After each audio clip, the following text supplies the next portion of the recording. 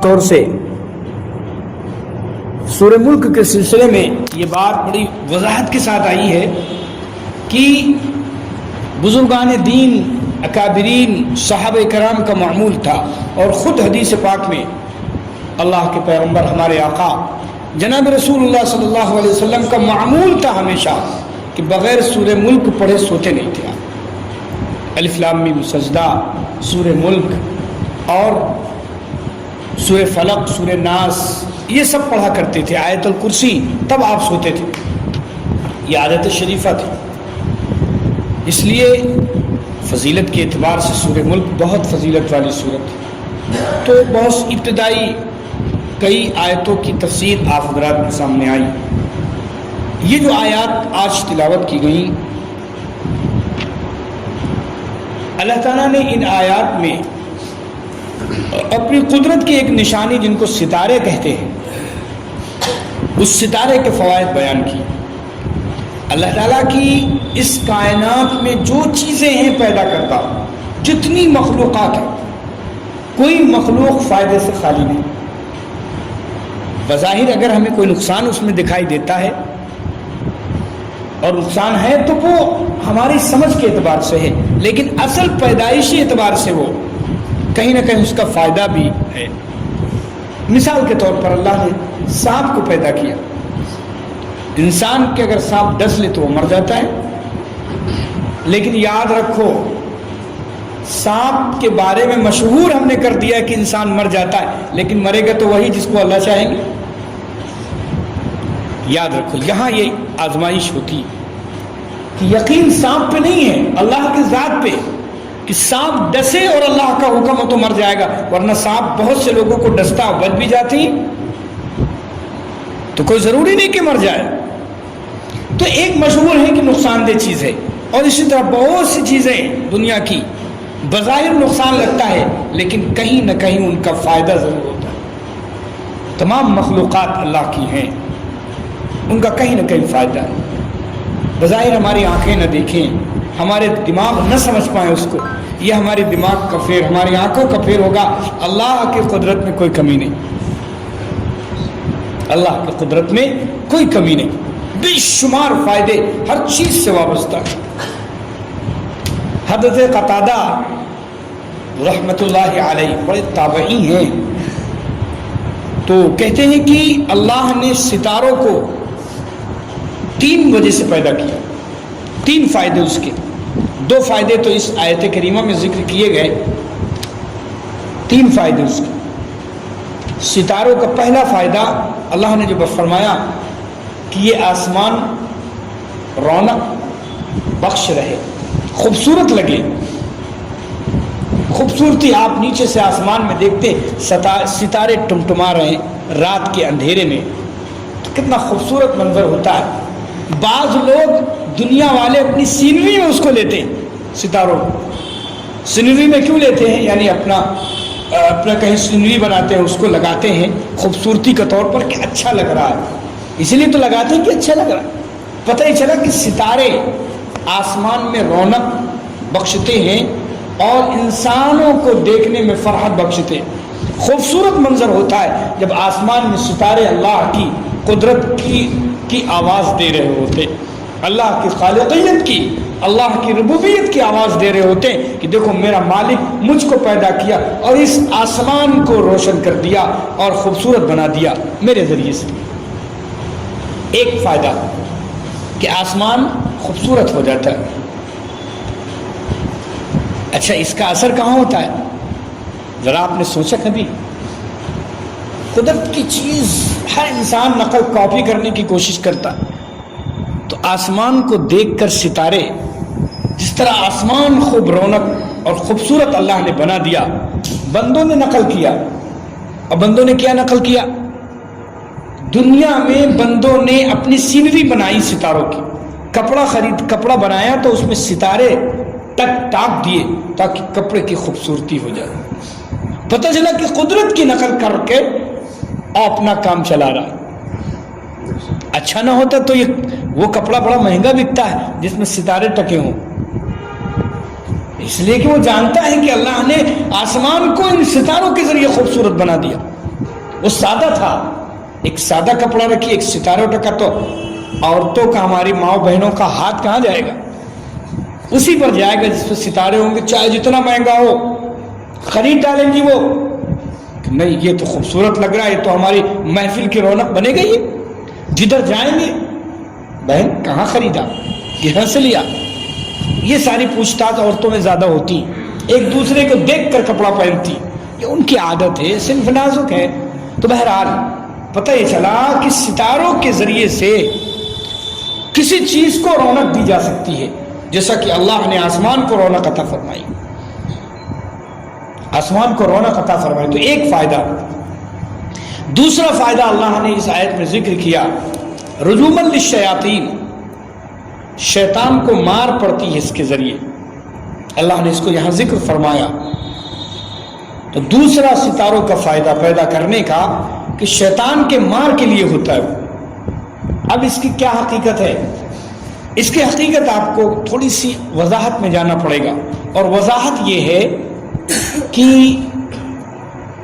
شیاطین جو دنیا میں تھے ہیں بہت شیاطین, ابلیس ان کا باپ ہے اور پوری ان کی ذریت ہے.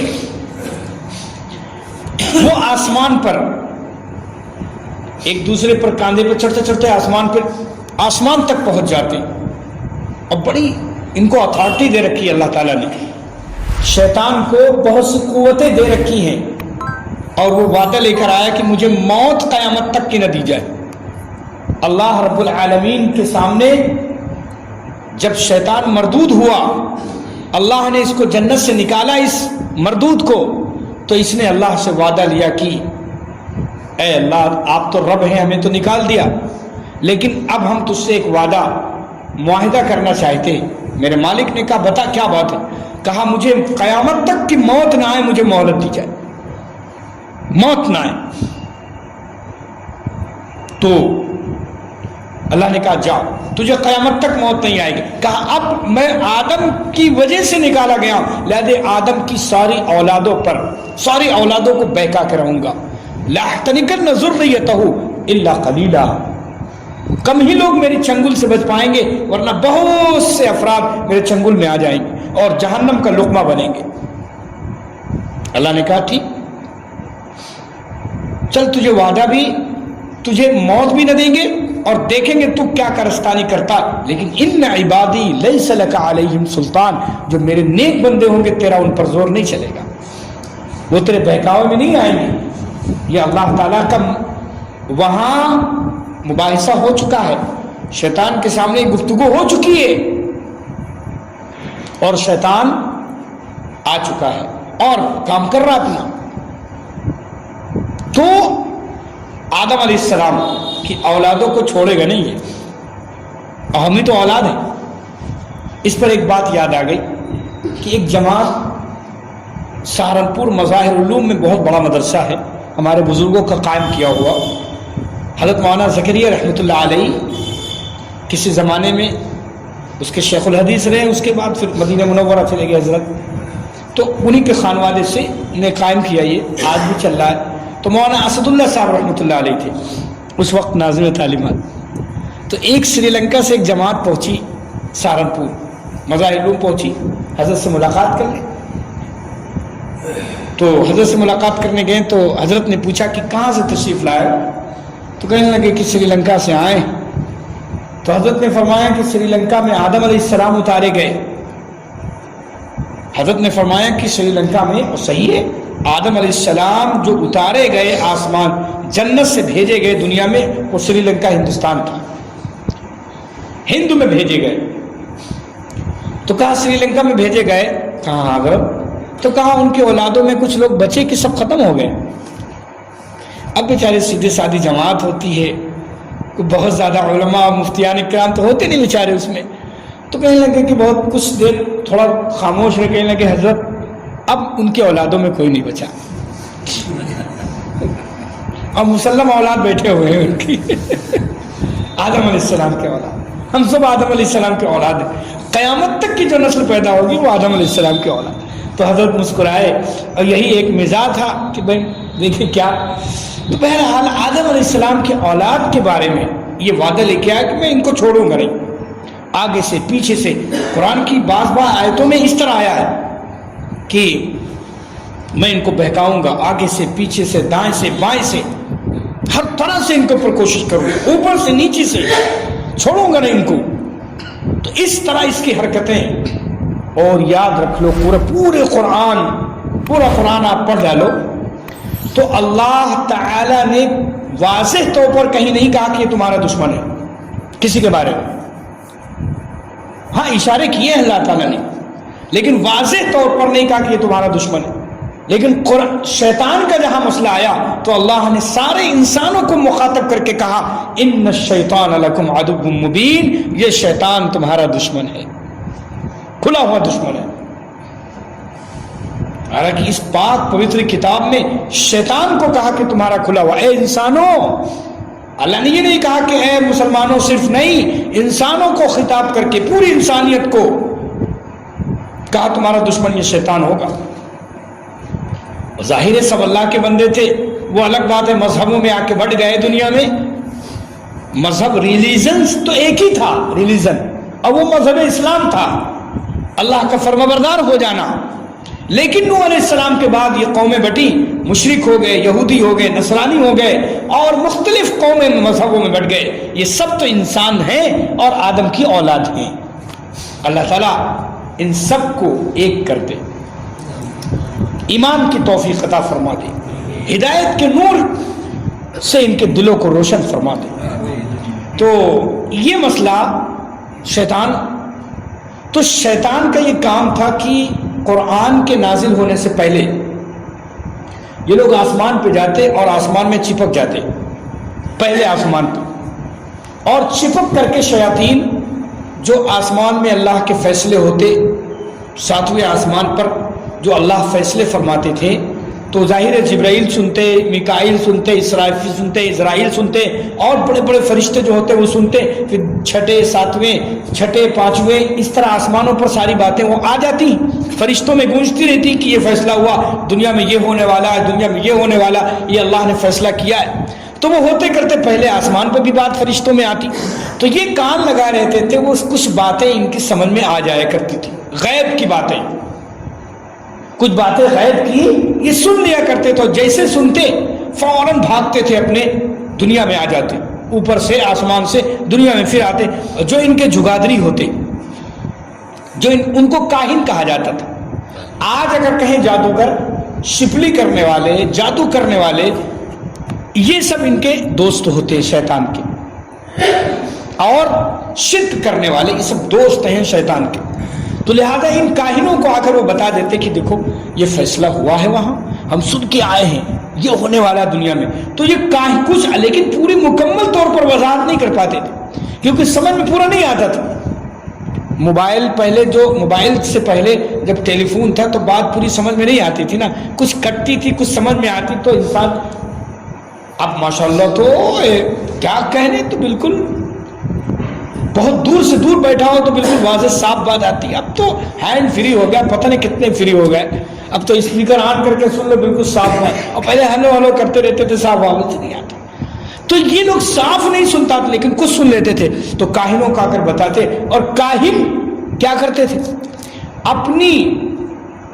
اپنا الو سیدھا کرنے کے لیے، اپنی گڈیوں کو تہانے کے لیے، اور اپنے پیٹ پوجا کرنے کے لیے یہ لوگوں کو بتاتے ہیں کہ دیکھو یہ ہونے والا ہے. ہاں میں غیب کی باتیں جانتا ہوں. یہ نہیں جانتے تھے کہ لوگ کیا جانے کہ شیطان ان کو بتا جاتا ہے. یہ کہتے تھے دیکھو آج بھی یہی چیزیں شکلیں ہیں، لیکن غیب کی باتیں نہیں. وہ اٹھ کر پچو مارتے ہیں، کوئی چیز ہو جاتی تو کہتے ہیں بہت بڑے بابا آ گئے، بہت بڑے، تو یہ سب سے بڑے آ گئے اب تو اس طرح کی باتیں انسان کو اوپر اپنا اثر ڈالنے کے لیے. تو میرے دوستو عزیزو، اس زمانے میں یہی ہوتا تھا. تو کاہن لوگ عوام سے مخاطب ہوتے اور عوام کو ساری بات. لیکن جب قرآن نازل ہونا شروع ہوا اور کتابیں آئیں اور پیغمبر آئے تو کوئی روک ٹوک ان کی نہیں ہوئی. جاتے تھے جتنے پیغمبر آئے آدم علیہ السلام سے لے کر بلکہ نوح علیہ السلام سے سلسلہ زیادہ شروع ہوا، اور آخر عیسیٰ علیہ السلام تک یہ اپنا کام کرتے رہے الٹا سیدھا. اور یہ آسمان پہ جاتے چپک جاتے، پہلے آسمان سے چپک کے اور سنتے. لیکن قرآن پاک کی برکات، کیونکہ قرآن یہ مقدس کتاب، یہ پاک پوتر کتاب ساری کتابوں کا خلاصہ اور نچوڑ ہے اس دنیا میں، اس دھرتی پر۔ اس کے بعد نہ اب کوئی کتاب آئے گی اس دھرتی پر، نہ کوئی اس کتاب کو سمجھانے والا پیغمبر، ریفارمر اور نبی آئے گا۔ امام الانبیاء ہمارے آقا جناب محمد رسول اللہ صلی اللہ علیہ وسلم آخری نبی بن کر اس کتاب کو سمجھانے کے لیے آ گئے اور آ کے چلے گئے۔ میرے دوستو، اب یہ آخری کتاب ہے اس دنیا میں، اس لیے خلاصہ اس کے اندر آیا، ساری امتوں، ساری کتابوں کا خلاصہ، ساری امتوں کو خلاصہ، کائنات کی ساری مخلوقات کا خلاصہ، سارے علوم اس کتاب مقدس میں جمع کر دیے گئے۔ وہ الگ بات ہے ہم صرف پڑھ رہے ہیں، سمجھ نہیں رہے، تو یہ تو ہمارا قصور ہے۔ میرے دوستو، سب کچھ اس میں ہے، کچھ نہیں چھوڑا اللہ نے، کچھ نہیں چھوڑا اللہ نے، سب کچھ بیان کر دیا ہے۔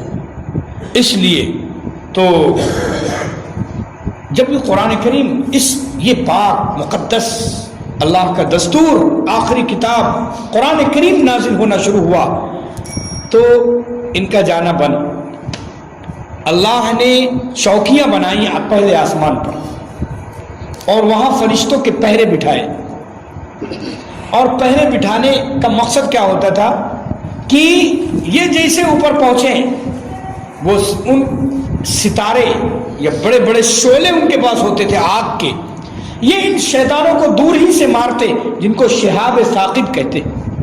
شہاب ثاقب وہ بڑا ستارہ، بعض لوگوں نے، اکثر مفسرین کی رائے یہی ہے کہ شہاب ثاقب سے مراد بڑا ستارہ ہے، یہ وہ ستارے ہیں جو ان کو مارے جاتے۔ وہ فلاسفہ الگ کیا ہے کہتے ہیں، سائنسداں، سائنٹسٹ وہ الگ، قرآن نے کیا کہا اور رسول پاک صلی اللہ علیہ وسلم نے کیا فرمایا، صحابہ نے کیا سمجھا، اس کو آپ سمجھیں۔ اس لیے یہ ستارے مارے جاتے تھے اور ان کو اوپر جانے نہیں، یہ بھسم ہو جاتے تھے وہیں پر، ان کو اوپر جانے نہیں دیا جاتا تھا۔ اللہ نے چوکیاں بنائی ہیں آسمان پر، اور قرآن کریم میں مختلف موقعوں پر اس کا ذکر آیا ہے، چوکیوں کا یا ستاروں کے مارنے کا۔ کبھی کبھی ایسا ہوتا ہے، ہم بھی اس کو دیکھتے ہیں۔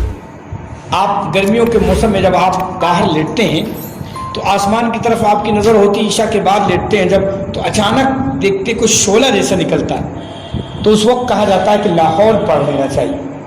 پڑھتی ہے لاہور نا، لاہور پڑھ لینا چاہیے۔ شفیق بھائی کو ذرا جگا دیجیے، نیند کا غلبہ ہے، سکینہ نازل ہو رہی۔ قرآن کی برکات یہ ہے کہ جہاں اللہ کی بات ہوگی اور دین کی سچی بات ہوگی، قرآن و حدیث کی، سکون و اطمینان وہاں آئے گا۔ تو بہرحال یہ ستارے جو ہیں ان کو مارے جاتے تھے اور یہ وہاں سے بھاگتے تھے۔ اب اس کے بعد کوئی خبر لانا ان کا بند ہو گیا۔ تو دوسرا فائدہ ستاروں کا یہ ہوا کہ شیطان رجوماً للشیاطین، شیطان کے لیے مار کے لیے بنائی گئی۔ دوسرا فائدہ۔ پھر حضرت قتادہ رحمۃ اللہ علیہ کہتے ہیں کہ ایک فائدہ اس کا اور ہے ستاروں کا، یہتدی بہ الناس الطریق، اس کے ذریعے لوگ راستہ پاتے تھے۔ اس زمانے میں گھڑی گھنٹے نہیں تھے، اور جو ستاروں کے اس وقت ماہر ہوتے تھے، اس ستاروں کو دیکھ کر اپنی منزلیں سمندر میں ہو یا خشکی میں، یہدی بہ فی البحر والبر، وہ سمندروں میں، والاوقات کہتے سمندروں میں اور خشکی میں اپنا راستہ ستاروں کے ذریعے، کہ اب ہم کہاں پہنچے، اور اوقات کو طے کرتے تھے کہ یہ ستارہ یہ وقت بتلا رہا ہے، یہ ستارہ یہ وقت بتلا رہا ہے۔ ستاروں کے ذریعے یہ فائدہ ہوا کرتا تھا۔ اب گھڑی گھنٹے ہو گئے اس زمانے میں، اب وہ چیزیں ختم ہو گئی، وہ علم بھی لوگوں کا ختم ہو گیا۔ چند لوگ ہوں گے ہو سکتا ہے ہو ستاروں کے ماہر، لیکن اب کوئی مسئلہ ہی نہیں کہ ستارے ہم دیکھیں اس سے راستہ، کوئی سمندر کا راستہ تو ستاروں کے ذریعے طے ہوتا تھا، ہمارا رخ کدھر ہے، ہم کدھر جا رہے ہیں، یہ سب طے کرتے تھے۔ پورا راستہ ان کا ستاروں کے ذریعے ہوتا تھا۔ اسی ستاروں کو دیکھ کر تو بہت سے لوگ اپنی عبادت کرتے تھے، اور جنگل کا راستہ بھی ستاروں کے ذریعے طے ہوتا کہ ہم کہاں پہنچے ہیں، یہ راستہ کہاں جا رہا ہے، ستاروں کے ذریعے سے طے کرتے۔ تو میرے دوستو تیسرا فائدہ، پھر حضرت قتادہ کہتے ہیں پھر اس کے علاوہ کوئی اور الگ سے کوئی ایسا نہیں مسئلہ. 3 فائدے یہ بالکل صحیح اور سٹی سے. تو میرے دوستو عزیزو، یہ اللہ کی قدرت کی نشانی ستارہ اور بڑی نشانی. اللہ نے اس کو قرآن کی اس آیت میں اس کو بیان فرمایا. اللہ تعالیٰ کا ارشاد ہے کہ وَلَقَدْ زَيَّنَّا السَّمَاءَ الدُّنْيَا بِمَصَابِيحَ، اور ہم نے رونق دی آسمان کو، دنیاوی آسمان کو، بِمَصَابِيحَ، چراغوں کے ذریعے سے. اور چراغ سے مراد ستارے ہیں. مصابیح کہتے ہیں چراغ، مصباح چراغ، اس کی جمع آتی ہے مصابیح. چراغوں کے ذریعے ہم نے ستاروں کو رونق دی ہے. تو یہ چراغ یہی ستارے ہیں. ایک بات اور ذہن نشین کر لو، یہاں جب بات آئی گئی ستاروں کی، 7 بڑے ستارے ہیں. 7 بڑے ستارے، باقی سب ستارے اور بے شمار. بعض علماء نے لکھا ہے، جو ستاروں کے ماہر، لکھا ہے کہ ایک ایک ستارہ دنیا سے کئی گنا بڑا ہے. دنیا میں آپ پوری دنیا بھی نہیں گھومے ہوں گے. اب تو موبائل نے تو بیٹھے بیٹھے گھما دیا ہے دنیا، لیکن اگر کوئی کہے دنیا کا چکر لگائے تو بہت مشکل سے ملے گا کوئی شخص. تو اس دنیا سے کئی بڑے ستارے ہیں.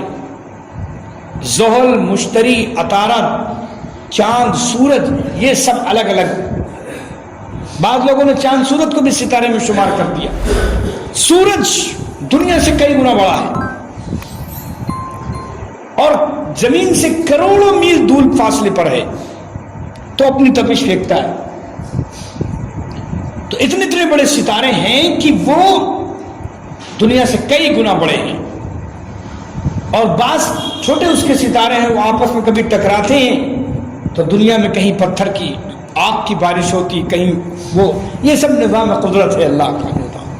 کوئی سمجھ نہیں سکتا میرے دوستو اس خالق کے کائنات کی قدرت کو، اس کے کائنات کی قدرت کو کوئی نہیں. ہاں یہ ضرور ہوگا کہ نئی ٹیکنالوجی کے زمانے میں اس لیے وضاحت کر رہا ہوں، ہمارے نوجوان سنیں اور بات اس کو ذہن نشین کر لیں کہ اس زمانے میں جو فتنوں کا دور ہے، قرآن حدیث سے ہٹانے کے لیے اور صحیح علم سے، قرآن کے علم سے ہٹانے کے لیے لوگ کیا کریں گے؟ نئے فتنے کھڑے کریں گے. کہیں گے ہم تو وہاں ہوا ہے، اپنی مشین کے ذریعے سے کچھ ہمیں نہیں ملا. یہ بہکانے کے لیے ہمیں کچھ نہیں ملا، ہمیں کچھ نہیں دکھائی دیا، کوئی دنیا نہیں دکھائی دی، کوئی ستارہ نہیں دکھائی دیا، کہیں کوئی مار نہیں. کچھ لوگ شیطان کا انکار کر گئے، کچھ لوگ جنت کا انکار کر گئے، کچھ لوگ جہنم کا انکار کر گئے. یہ سب نئے فتنے کی ایجادات. اس لیے خبردار کوئی بھی مسئلہ آئے اللہ کی قدرت کے بارے میں اور اللہ تعالیٰ کے ذات کے معاملے میں، آپ کوئی سمجھوتا اس پر نہ کیجیے. چاہے بڑا سے بڑا سائنٹسٹ اور سائنسداں آپ کے سامنے آئے اور کہے کہ ہم تو سب کچھ دیکھا ہے، کچھ نہیں ملا. نہیں، آپ کو نہ ملا ہو، آپ کی آنکھیں اندھی، آپ کی مشینری بھی بیکار، سب کچھ میرا قرآن سچا اور میرا نبی سچا ہے. جو کچھ بتا گیا، میرے نبی نے جو بتا دیا ہے، قرآن نے جو کہہ دیا، اگر ہماری آنکھیں نہیں دیکھیں گی ہم اپنی آنکھوں کا قصور مانیں گے، اپنے دل کی کمی اور اپنے دماغ عقل کی سوچ کی کمی مانیں گے. لیکن اللہ کا کلام سچا ہے، میرا نبی سچا ہے، 100% اس کو ہم مانتے ہیں. یہی ایمان ہے. اس لیے یاد رکھ لیجئے گا کہ نئی ایجادات، ابھی تو بہت کچھ آنا آپ کے سامنے، یہ نئی نسل بہت کچھ دیکھے گی ابھی.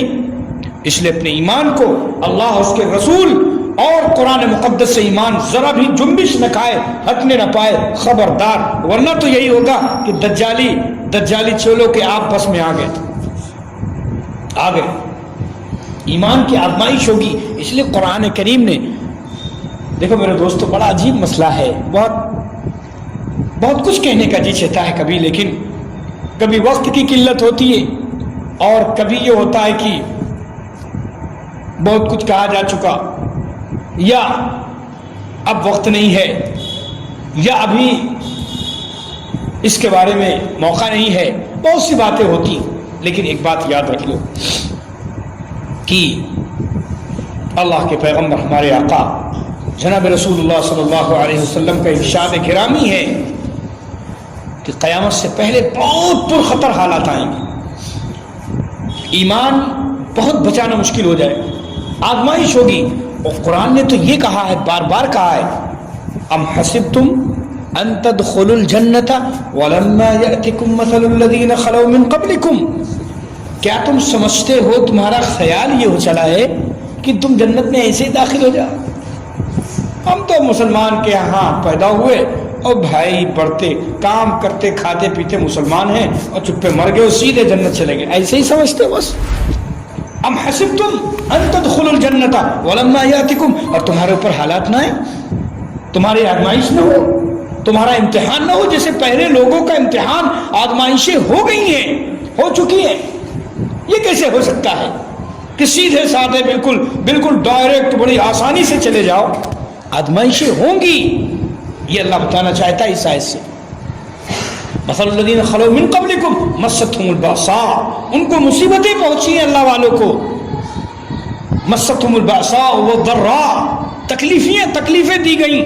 حضرت یحییٰ علیہ السلام کو تو, زکریا علیہ السلام کو تو آرے سے چیر دیا گیا. یحییٰ علیہ السلام اللہ کے پیغمبر تھے, سولی پر چڑھا دیے گئے. ایسی سی مصیبتیں. وزلزلوا حتی یقول, اور پیر ڈگمگانے لگے تھے نبیوں کے جب حالات آئے تو نبیوں کے پیر ڈگمگانے لگے. وزلزلوا حتی یقول الرسول, یہاں تک کہ رسول کہنے لگے اللہ کے سامنے, کیا کہنے لگے؟ متی نصر اللہ, اے اللہ تیری مدد کب آئے گی, اے اللہ تیری مدد. یہاں تو سب ایمان چھوڑے جا رہے ہیں, اے اللہ اپنی مدد بھیج دے, یہ رسول کہہ رہے ہیں. تو میرے دوستو عزیزو, ایسا نہیں ہے کہ بہت فری میں آسانی سے ہم جنت سیدھے چلے جائیں. ٹھیک ہے, اللہ نے جنت کا وعدہ کیا ہے, ہم سچے ایمان والوں کو جنت دیں گے, لیکن مصیبتیں, آزمائشیں, امتحانات سے گزرنا ہے اور اس میں اپنے ایمان کو ثابت رکھنا ہے. یہ چیز جب پیدا ہوگی تو میرے دوستو پھر انشاءاللہ جنت کے ملنے میں کوئی دشواری, کوئی دقت نہیں. آزمائش امتحان اور سب سے بڑا آزمائش امتحان سب سے بڑی ایمان کا ہے. ہر اعتبار سے ایمان کو جانچا جائے گا, ہر اعتبار سے. آج بھی جانچا جا رہا ہے. اللہ نے, یہ تو کرم ہے اس پروردگار کا, اس کی بے پہا بے شمار نعمتیں ہمارے اوپر ہو رہی, لیکن ہم اس کو سمجھ نہیں دیں. ایک نعمت یہ دعوت کا کام. حضرت مولانا الیاس رحمۃ اللہ علیہ نے دعوت کا جو سلسلہ شروع کیا, مدارس اسلامیہ کا قیام ہو چکا تھا اور دینی ماحول الحمدللہ اس ملک میں قائم ہو چکا تھا. حضرت مولانا الیاس رحمۃ اللہ علیہ اسی دارالعلوم سے, دیوبند سے پڑھ کر کے پھر ان کی فکریں, ان کی کوشش تھی کہ عوام, بڑی عوام جو ہے وہ نہیں آ پا رہی مدرسے, چھوٹی عوام تو آ رہی, بڑی عوام جو بڑے ہو چکے ہیں, بڑوں سے, بزرگوں سے, اللہ والوں سے, دارالعلوم کے جو ان کے اساتذہ سے, ان سے مشورہ کر کے اور کہا کہ ہم یہ کام شروع کریں, آپ اجازت دیں. بڑوں نے ان کے لیے دعا کی, اجازت دی, اور حضرت مولانا الیاس رحمۃ اللہ علیہ نے اپنے بزرگوں, اپنے اساتذہ کی نگرانی میں یہ کام شروع کیا. دعوت کہ یہ بھی کام ہونا چاہیے. اللہ نے وہ کام اتنا آگے بڑھایا, اتنا. تو یہ ایمانی محنتیں ہیں, مدارس کے ذریعے, مکاتب کے ذریعے, قرآن کے درس, حدیث کا درس, اور یہ مدارس کے بخاری, یہ مسلم, یہ سب ایمان کے بچانے والی چیزیں ہیں. یہ مدرسے, یہ مساجد, یہ اگر نہ ہوتی قسم خدا کی ہم تو مسلمان رہنا مشکل ہوتا. نام کے بھی مسلمان نہ رہ جاتے, نام کے. کام تو بہت دور کی بات ہے. یہ ان مدارس کا, ان مساجد کا, یہ دعوت کا اور یہ ان تمام کاموں کا صدقہ ہے جو آج ہم سروں پہ ٹوپی اور چہرے پہ داڑھی اور اللہ کا نور اور اللہ کے دین کی خدمات میں لگے ہوئے. اس لیے یاد رکھو, یہ جو طریقے ہیں, یہ ساری محنتیں ہمیں لگنا چاہیے, اس میں بہت ضروری ہے. ورنہ ایمان کا جو حال ہے جانچا اور پرکھا جائے گا, کسوٹی پر کسا جائے گا. دنیا میں بہت سے لوگوں کا کسا جا رہا ہے, پرکھا جا رہا ایمان. کہیں کیا چیز ظاہر ہو رہی, کہیں کیا چیز ظاہر ہو رہی, کہیں کیا ہو رہا ہے. کوئی نئی ٹیکنالوجی پر ایمان لا رہا ہے, اس کو خدا مان رہا ہے. کئی نئے فتنے ظہور میں آ رہے ہیں. تو دوستو عزیزو, یہاں پر ایمان کی جانچ ہے تو تمہارا ایمان کیا کہتا ہے. اس لیے میرے دوستو, اللہ کے پیغمبر جناب رسول اللہ, ایک حدیث میں, ایک روایت میں آتا ہے, وہ حدیث نہیں ہے بلکہ ایک واقعہ ہے. شیخ عبد القادر جیلانی رحمۃ اللہ علیہ نکلے ہیں اور ایک بادل سے آواز آتی کہ اے عبد القادر، بہت آپ نے بہت خدمات کی دین کی اور بہت کام کر لیا، اب اللہ کی طرف سے معافی ہے، آپ جائیے آرام سے سوئیے عیش کریے، اب کوئی اللہ کے ہاں پکڑ نہیں آتا۔ تو شیخ عبد القادر جیلانی رحمۃ اللہ علیہ نے، چونکہ اللہ کے ولی تھے، پیران پیر کی حیثیت تھی ان کی، اللہ کے دوست سے سچے اولیاء اللہ میں ان کا شمار ہے، لہذا کہنے لگے لا حول پڑا اور کہا مردود تو شیطان ہے، یہاں سے بھاگ بھاگ یہاں سے۔ وہاں سے بھگا، وہ سمجھ گیا اتنی آسانی سے ہمارے بس میں آنے والے نہیں۔ تو پھر آگے چل کے کہتا ہے کہ اے عبد القادر، تمہارے علم نے تمہیں بچا لیا ورنہ آپ پھنس جاتے۔ اگر یہ یقین کر لیتے کہ معاف، حضرت شیخ نے فرمایا تھا وہیں پر کہ میرے آقا جناب رسول اللہ صلی اللہ علیہ وسلم سے بڑا انسان تو دنیا میں کوئی نہیں آیا، اللہ کا محبوب کوئی نہیں آیا، جتنے رسول پاک صلی اللہ علیہ وسلم سے زیادہ کوئی محبوب اللہ کا ہو ہی نہیں سکتا، محبوبیت کا درجہ ان کے بعد ہے۔ ہاں، اگر جو اول محبوب ہے میرے آقا کے، اللہ کے، تو وہ میرے آقا ہیں، ان کی نمازیں معاف نہیں، ان کے روزے معاف نہیں، ان کا حج معاف نہیں، تو یہ عبد القادر کس کھیت کی مولی، یہ کہاں سے آیا؟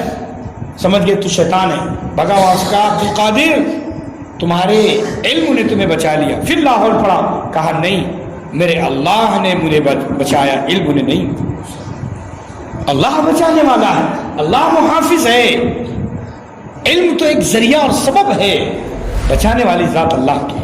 تو کہ اس طریقے سے مارنے کی کوشش کرتا ہے اور گمراہیت میں ڈھکیلنے کی کوشش کرتا ہے۔ تو اللہ تعالیٰ نے فرمایا کہ ہم نے چراغوں کے ذریعے سے آسمان کو روشن کیا اور رونق بخشی، وجعلناها رجوما للشیاطین، اور ہم نے اس کو یعنی انہی ستاروں کو رجوما للشیاطین، شیطان کے مارنے کا ذریعہ بنایا، مارنے کا ذریعہ بنایا۔ میں نے جو تفصیل بتائی کہ شیطان کو کس طرح مارا جاتا ہے، تو یہ دو فائدے۔ اس کے بعد اللہ نے فرمایا وَأَعْتَدْنَا لَهُمْ عَذَابَ السَّعِيرِ، اور ہم نے ان شیاطین کے لیے، یا جو شیطان کے نقش قدم پر چلیں گے، ہم نے ان کے لیے دہتی آگ کا عذاب تیار کر رکھا۔ اللہ ہم سب کی پوری امت کی حفاظت فرمائے۔ دہتی ہوئی آگ کا عذاب ان کے لیے، اس لیے علماء نے لکھا ہے، روایتوں میں بھی آئے یہ بات، کہ جب سب کو موت ہوگی، بھائی سب کو موت دی جائے گی، تو شیطان کا اب نمبر آئے گا آخر میں کہ تو آخر قیامت تک کی مہلت لے کے آیا تھا، اب تو تیری موت ہے، تو کہتے ہیں یہ بھگے گا، اتنی تیز بھگے گا کہ اب بھی موت نہ آئے، لیکن اب تو وقت آ گیا موت کا۔ آخر میں اسرائیل پکڑیں گے اور اس بدبختی کو موت دے دیں گے، ختم ہو جائے گا، اس وقت اس کی موت ہوگی۔ اب اس کے بعد جب موت ہوگی تو یہ اور اس کے چیلے سب، اس کی پوری ضروریت شیطانوں کی اور شیطان کے نقش قدم پر جو لوگ چلے ہوں گے، اللہ نے فرمایا وَأَعْتَدْنَا لَهُمْ عَذَابَ السَّعِيرِ، ہم نے ان کے لیے دہتی آگ کا عذاب تیار کر رکھا، ہمیشہ یہ اس میں سلگیں گے اور جلیں گے ہمیشہ کے لیے، اب اس سے نہیں نکالے جائیں گے۔ وَلِلَّذِينَ كَفَرُوا بِرَبِّهِمْ، اور جو لوگ اپنے رب کے انکار کرنے والے، اللہ رب العالمین کا انکار کرتے ہیں، اس کی قدرت کا انکار کرتے ہیں، اس کی ذات کا انکار کرتے ہیں، اللہ نے فرمایا عذاب جہنم، ان کو آگ کا عذاب ہے، دوزخ کا عذاب ہے، وہ بئس المصیر، اور یہ بہت بری جگہ ہے۔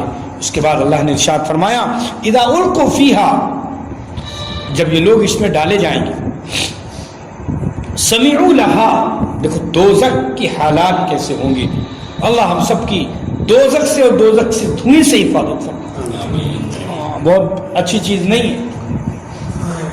حضرت تھانوی رحمۃ اللہ علیہ نے واقعہ لکھا ہے کہ ایک تیز نما بیوی، ایک مولوی صاحب کی بہت تیز بیوی تھی، بہت تیز بیوی بیچارے، بہت، لیکن صبر کرتے تھے۔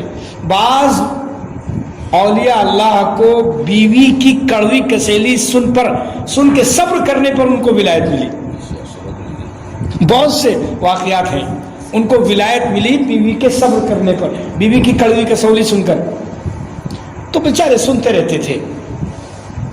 تو ایک دن موج میں آ کے کہنے لگی کہ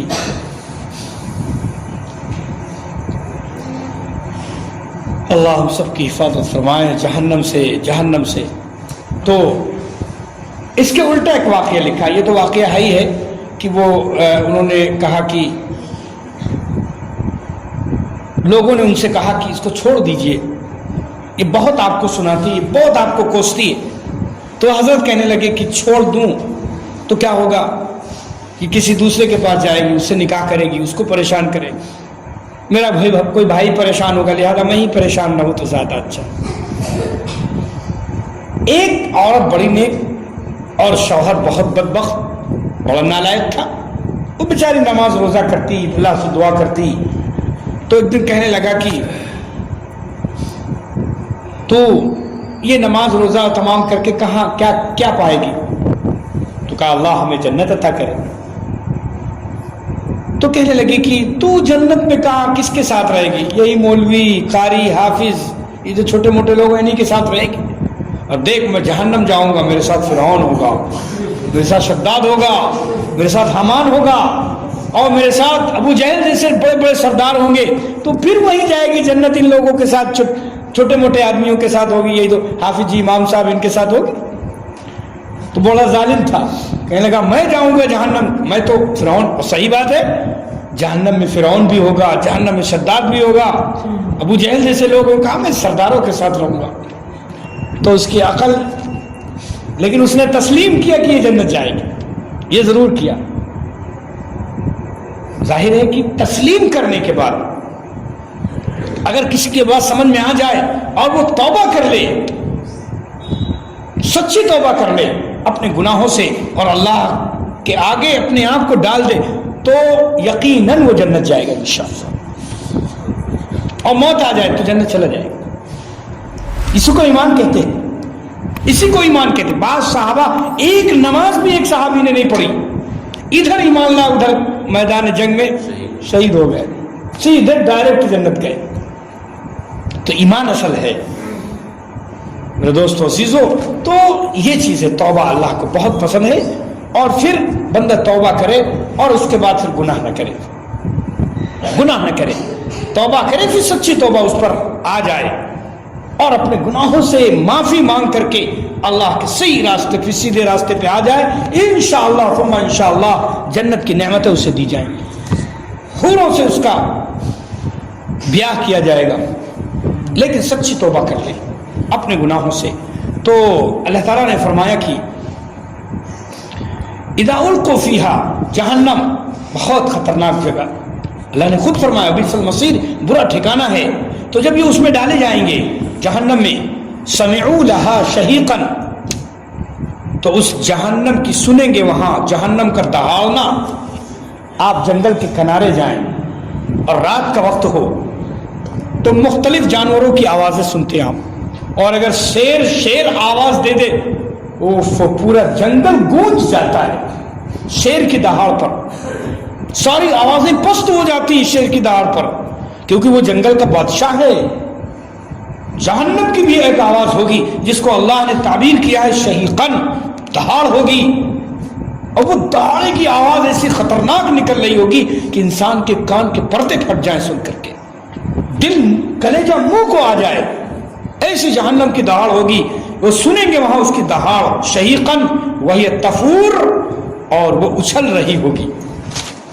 آپ ذرا دیکھتے ہیں کہ جب کوئی آگ پر کوئی سامان رکھا جائے، آگ پر مطلب کوئی پتیلی یا کوئی ہانڈی رکھی جائے اور اس میں پانی ڈال دیا جائے، کوئی چیز ڈال دی جائے، تو دھیرے پہلے تو نہیں ابلتی، لیکن جب شباب پر وہ آتی تو اس میں آواز نکلتی ہے اس ہانڈی سے اور وہ ابلنے لگتی ہے، حتیٰ کہ بعض ہانڈیوں کی چھینٹیں، گرم چھینٹیں باہر ہوتی، اتنی جوش مارتی، اس کو کہتے ہیں ہانڈی جوش مار رہی. یہی حال جہنم کا ہوگا کہ اپنی شدت کی وجہ سے، اپنے شعلے اور اپنی آگ کی تپش کی گرماہٹ کی وجہ سے وہ جوش مارے گی. اللہ نے اس کو فرمایا وہی تفور، وہ جوش مار رہی ہوگی، جوش اپنی شدت کی وجہ سے جوش مار رہی. کہتے ہیں میرے آقا نے فرمایا صحابہ سے کہ جہنم کی آگ دنیا کی آگ سے 70 درجہ بڑی ہوگی، 70 درجہ.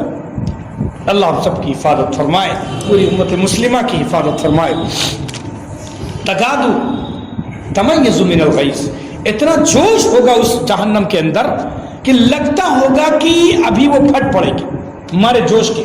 کبھی کبھی وہ ہانڈی لگتا ہے اتنی جوش تیز مارتی ہے لگتا ہے کہ ہانڈی گر جائے گی چولہے سے. یہ مثال ہے, یہ مثال ہے جہنم کی, وہ ہانڈی گر جائے گی, ابلنے لگتی ہے تیز. فرمایا جہنم کا یہی حال ہوگا, تکاد تمیز من الغیظ, لگ رہا ہوگا کہ اپنی جوش سے پھٹ پڑے گی. اور میرے دوستوں ذرا مثال دیکھو, اللہ نے ہر چیز میں مثال رکھی. انسان کے, اللہ کے پیغمبر میرے آقا نے فرمایا غصہ شیطان کی طرف سے, اور غصہ ایک چنگاری ہے. تو انسان کے غصہ آتا ہے وہ تو چنگاری ہوتی ہے, آگ کی چنگاری. غصے کے اندر گرماہٹ ہوتی, یاد رکھنا. اس لیے جب غصہ انسان کے آتا ہے تو بدن گرم ہو جاتا ہے اس کا. تو غصہ جو ہے شیطان کی طرف سے, اس میں گرماہٹ. بعض لوگ کہتے ہیں اتنا غصہ آیا کہ جیسا لگتا ہے دماغ پھٹ جائے گا. بعض لوگوں کے تو دل بیٹھ گئے مارے غصے کے, اور مارے غصے کے قابو نہ کر سکے, ان کے دماغ پھٹ گئے ہیں بعض لوگوں کے. اس لیے اللہ کے پیغمبر نے فرمایا غصہ پینے والا یہ اصل پہلوان ہے. غصہ آ کر اپنے آپ کو ہلاک کر ڈالے یہ پہلوان تھوڑی نا, غصے کو پی جائے یہ پہلوان ہے. اس لیے میرے آقا نے فرمایا کہ غصہ آئے تو بیٹھ جاؤ, لیٹ جاؤ, وضو کر لو, ہٹ جاؤ, غصہ ختم کرو. غصہ شیطان کی طرف سے اور ایک چنگاری ہوتی ہے. تو اللہ نے فرمایا تکاد تمیز من الغیظ, یہ ایسا لگتا ہوگا کہ پھٹ جائے گی اپنے غصے سے. کلما القی فیہا فوجون, جب اس میں ڈالی جائے گی, ایک گروہ ڈالا جائے گا جہنم میں, ایک گروہ ڈالا جائے گا اللہ کے نافرمانوں کا. تو سألہم خزنتہا, تو جہنم کے دروغہ اس سے پوچھیں گے. دروغہ سمجھتے ہو ذمہ دار, اللہ نے فرشتوں کو الگ الگ ذمہ دار. جنت کا ذمہ دار دروغہ کون ہے, کیا نام ہے اس کا؟ رضوان اس کو کہتے ہیں جنت کے. اور جہنم کے دروغہ کا کیا نام, کون بتائے گا؟ مالک ہے. جہنم کے دروغہ کا نام مالک ہے. اور جہنم کا دروغہ کبھی نہیں ہنسا ہے, قیامت تک نہ ہنسے گا وہ. میرے آقا کا فرمان ہے, شب معراج میں آپ نے فرمایا کہ وہ فرشتے سے جب ملاقات ہوئی مالک سے تو اس کی مسکراہٹ نہیں آئی. کیونکہ ہنس کیسے سکتا ہے, کیونکہ وہ سارے مناظر دیکھ رہا ہے, وہاں کی چیخ و پکار کو سن رہا ہے. اور جو چیخ و پکار کو سنے اور جو مناظر دیکھے ایسے بھیانک, تو اسے ہنسی کیسے آ سکتی؟ ہنسی کہتے ہیں, آپ کہتے ہیں کہ بہت سے لوگ کچھ منظر دیکھ کر تاب نہیں لاتے تو ان کی آواز چلی گئی, ان کا دماغ چلا گیا, وہ بالکل شکست سختہ طاری ہو گیا. یہی حال جہنم کا ہوگا. اس کے بعد اللہ نے فرمایا یہ دروغہ جو مالک ہے پوچھیں گے, یا ان کے ساتھ جو فرشتے ہوں گے اور جہنم پر, تو یہ جانوں والوں سے پوچھیں گے الم یاتکم نذیر, کیا تمہارے پاس کوئی ڈرانے والا نہیں آیا؟ الم یاتکم نذیر, کیا کوئی ڈرانے والا تمہارے پاس نہیں آیا؟ میرے دوستو عزیزو, قالوا بلا. میں جلدی جلدی کی وقت بھی ہو چلا ہے, اس کی تفصیل چاہیے تھی لیکن ترجمہ میں کیے دیتا ہوں, مختصر تفصیل بتا دوں. تو کہیں گے قالوا بلا, تو وہ اقرار کریں گے کیوں نہیں, قد جاءنا نذیر, ہمارے پاس ڈرانے والے آئے تھے. نذیر مانے ڈرانے والا. لیکن فکذبنا, تو ہم نے ان کو جھٹلایا. وقلنا ما نزل اللہ, اور جھٹلا کر ہم نے کیا کہا تھا, ہم نے کہا تھا کہ ما نزل اللہ من شیء, اللہ نے کچھ نازل نہیں, اتارا کچھ نہیں, یہ سب تمہاری ایسی بات ہے. نبیوں سے کہا گیا کہ آپ نبی نہیں ہیں, اللہ نے کچھ نہیں بھیجا, کوئی نہیں بھیجا. آج بھی لوگ کہتے ہیں ہم قرآن کو نہیں مانتے, حدیث کو نہیں مانتے, یہ کچھ نہیں مانتے, کوئی واقعہ صحابہ کو کچھ نہیں, لا حول ولا قوت الا باللہ. بہت سے ہمارے بھائی کہہ دیتے ہیں جہالت کے میں. اللہ ہم سب کی حفاظت فرمائے, اپنی زبان کو ہم کنٹرول رکھے, ورنہ زبان سے بھی ایمان چلا جاتا ہے. اس لیے یہ کہیں گے کہ ہم نے یہی کہا تھا ان سے, ما نزل اللہ من شیء, کوئی چیز اتاری نہیں گئی, انکار کیا. ان انتم الا فی ضلال کبیر, اور فرشتوں یہ نبیوں سے انہوں نے کہا تھا کہ آپ لوگ بڑی گمراہی میں, یہاں پر الٹی سیدھی باتیں ہمیں بتا رہے. آج علماء سے بھی یہی کہا جاتا ہے, انبیاء کے وارث سے بھی یہی کہا جاتا ہے کہ آپ کیا کہہ رہے ہیں, نماز پڑھو، یہ کرو وہ کرو، بس آپ کے یہی رہ گیا ہے۔ دیکھو بتاؤ کہ ترقی کیسے کی جائے؟ اس سے بڑی ترقی بھی کوئی چیز ہوگی کہ جہنم سے بچا کر اور جنت چلا جائے؟ اس سے بڑا کوئی کامیاب دنیا میں نہیں جو جہنم سے بچ کر جنت چلا جائے۔ قرآن نے کہہ دیا ہے۔ اس کے بعد وقالوا لو کنا، پھر کہیں گے یہ لوگ لو کنا، کاش، اب پچھتاویں گے، کہیں گے کاش لو کنا نسمع، ہم سن لیتے۔ کہاں سے سنتے؟ کان سے سنتے۔ او ناقلو، یہ سمجھ لیتے۔ سننے کو تقلید کہتے ہیں، سن کر عمل کر لینا۔ دو باتیں ہیں یاد رکھنا اس آیت میں۔ لو کننا کہیں گے کاش ہم سن لیتے، یعنی نبیوں کی باتیں، اللہ والوں کی باتیں، بزرگوں کی باتیں، علماء کی باتیں سن کر اور ہم عمل کر لیتے تو ہم آج جہنم میں نہ ہوتے۔ تو پتہ چلا کہ سن کر اور عمل پہ آ جانا، ہر چیز کی دلیل نہیں مانگی جاتی ہے۔ یہاں سننے کا ذکر کر رہے ہیں کہ سن کر اللہ والوں، بزرگ انبیاء کرام سے اور اس کے وارثوں سے سن کر صرف اپنا کام کا عمل کرتے رہنا، یہ بھی انسان کی نجات کے لیے کافی ہے۔ یہ خود کہہ رہے ہیں لو کننا، کاش ہم سنتے اور سن کر سیدھے راستے پہ چلتے رہتے تو ہم جہنم میں نہ ہوتے، جنت میں ہوتے۔ لو کننا نسمع، ہم سنتے، صرف کان سے سن کر عمل کر لیتے۔ ہر چیز لکھت میں نہیں دی جاتی کہ ہاں اس کی دلیل کیا ہے، اس کی دلیل کیا ہے، یہ تو ضعیف ہے، یہ تو کمزور ہے، یہ تو کمزور ہے، اسی میں پڑھ کے جو ہے اپنے آپ کو جہنم لے جاؤ، گمراہ کر لو۔ نہیں، جو علماء کہہ رہے ہیں، جو اللہ والے کہہ رہے ہیں، جو قرآن کہہ رہا ہے، جو اللہ کے پیغمبر فرما گئے، صحابہ نے جو کر کے دکھایا، اور بس سن لو اور اپنے عمل پہ آ جاؤ، یہی راہ نجات ہے۔ یہ خود قرآن کہہ رہا ہے لو کننا، ہم سنتے اور ناقلو، یا سمجھتے، یعنی اجتہاد کرتے۔ ہمارے بڑے ائمہ نے اجتہاد کیا، نکالا اور خود سمجھا، اور اس کے بعد سیدھے راستے پہ خود بھی رہے اور دوسروں کو بھی بلایا۔ ما کننا فی اصحاب السعیر، اگر ہم یہ دو کام کر لیتے، ان دونوں میں سے کوئی ایک کر لیتے تو ہم جہنم والوں میں نہ ہوتے۔ خود کہیں گے فاعترفوا بذنبہم، وہ اعتراف کریں گے اپنے گناہوں کا، لیکن کوئی فائدہ نہیں ہوگا اعتراف کا۔ فسوقاً، ان کو دھکیل دیا جائے گا، ان کو دفع کیا جائے گا، دفع ہو جاؤ، لاصحاب السعیر، تم تو جہنم والوں میں ہو۔ یہ ساری باتیں اب آئندہ انشاءاللہ ہم نذیر کے سلسلے میں کچھ باتیں آپ حضرات سے ذکر نہیں رہ گیا۔ الم یاتکم نذیر، کیا تمہارے پاس کوئی ڈرانے والا نہیں آیا؟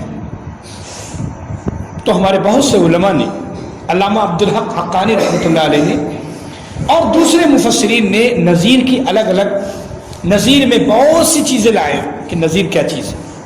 تو نذیر کے بارے میں تھوڑی سی تشریح انشاءاللہ ہم آئندہ درس میں کریں گے۔ اللہ پاک سے دعا فرمائے، اللہ پاک ہمیں ہم سب کو عمل کی توفیق نصیب فرمائے۔ الحمدللہ رب العالمین، یا اول الاولین، یا آخر الآخرین، یا رب المتین، یا رحمان، یا اللہ، یا رحمان، یا حی یا قیوم، یا ذا الجلال والاکرام۔